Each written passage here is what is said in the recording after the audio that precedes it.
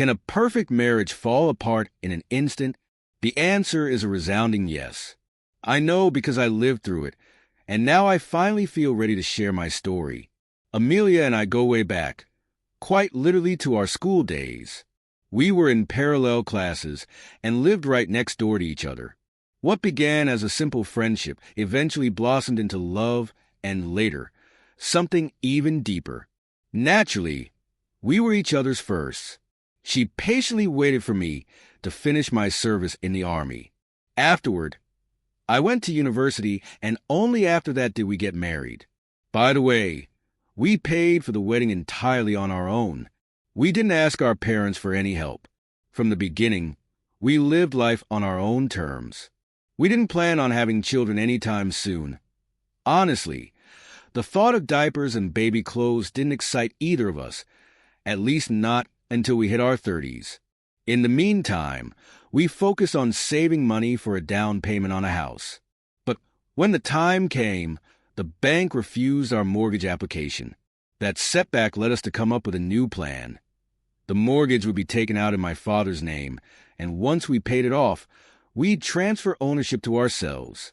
To be honest, I felt incredibly fortunate in that moment to have my father's support. Over time, things began to improve. Our income steadily increased, and we didn't rush to pay off the mortgage early. We bought a car, then another one. Since I worked as a self-employed programmer, we decided to keep these purchases in my parents' name to avoid drawing unnecessary attention to our finances.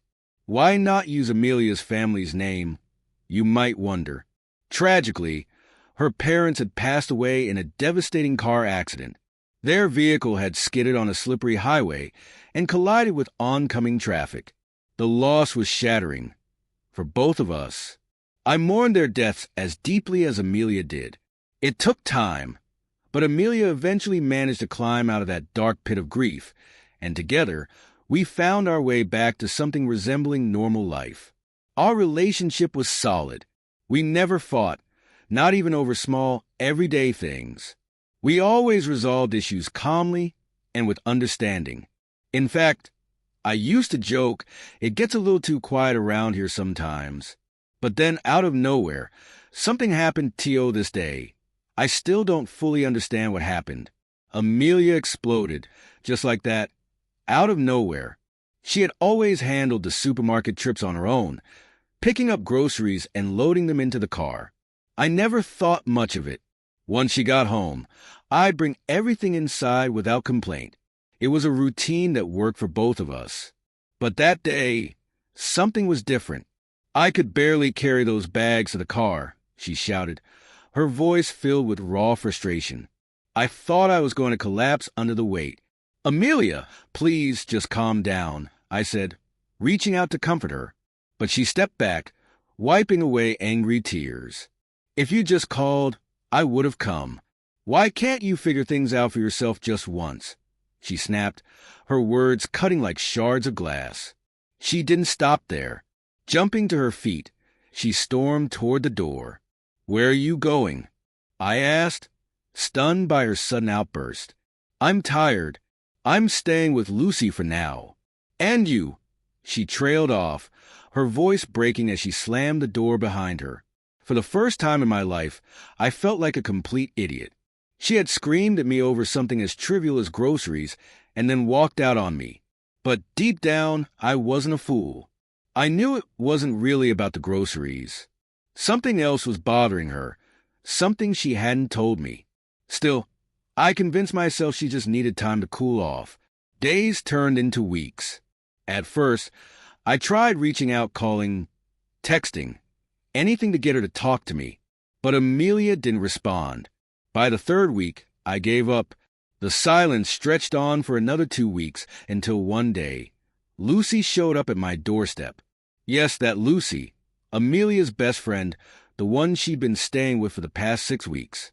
Hey, Mason, Lucy said, her voice calm yet carrying an edge of something unspoken as she walked into my apartment uninvited and I couldn't help but watch her. I had never been particularly fond of Lucy, but today, something about her felt different.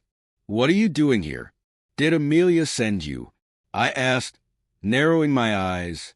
"No," Lucy replied with a pout, folding her arms. "Let's just say this was my decision."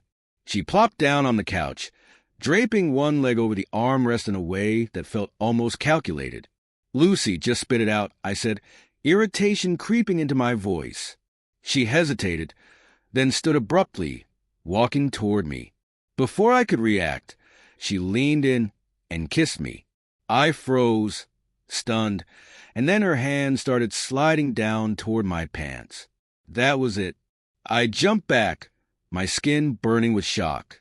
"What the hell, Lucy?" I shouted. "Get out of here. You idiot," she snapped, throwing her hands in the air. "I was actually trying to save your marriage.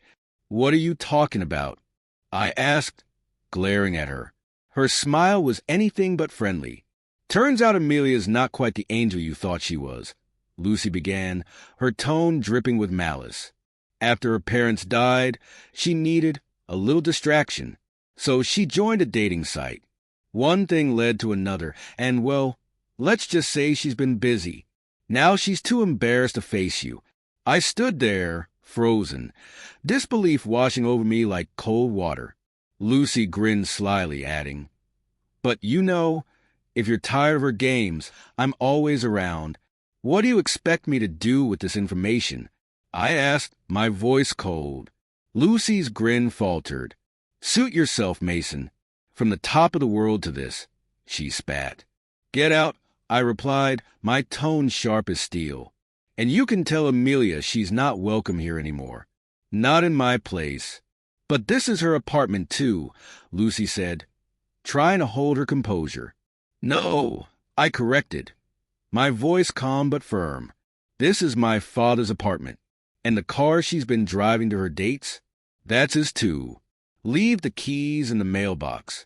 And Lucy, it's better if you don't come back here." With that, I opened the door and motioned for her to leave. She stormed out, and I slammed the door behind her. At first, I felt nothing. I had grown so used to living without Amelia that I barely noticed the void anymore. Sure, during the week she was pulling away, I had nagging doubts, fleeting thoughts like, could she really just leave? But I always pushed them aside.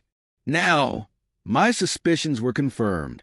She was gone, and strangely, I felt lighter. The divorce was quick and painless, at least from a legal standpoint.